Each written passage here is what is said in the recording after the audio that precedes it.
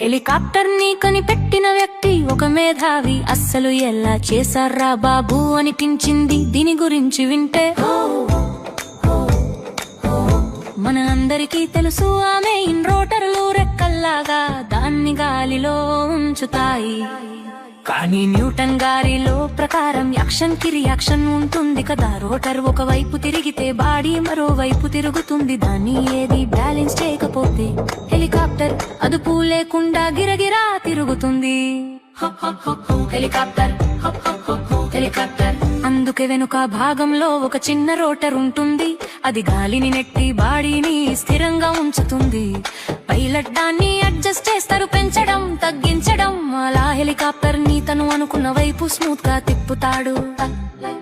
మరి అది ముందుకు ఎలా వెళ్తుంది తెలుసా? ఇక్కడే ఉంది అసలు విషయం. మొదటిది రోటర్ డైరెక్షన్ ఇస్తుంది. దాని బ్లేడ్లు వంపుని కంట్రోల్ చేస్తాయి. ముందుకు వెళ్లే వైపు బ్లేడ్లు వేగంగా తిరుగుతాయి. అవతలి వైపు కన్నా ఎక్కువ ఫోర్స్ క్రియేట్ చేస్తాయి. అందుకే పైలట్ రోటర్ డిస్కును ముందుకు వంచినప్పుడు ముందు భాగంలో ఉన్న రెక్కలు వేగంగా తిరుగుతాయి. అదనపు లిఫ్ట్ హెలికాప్టర్ ను ముందుకు కదిలేలా చేస్తుంది.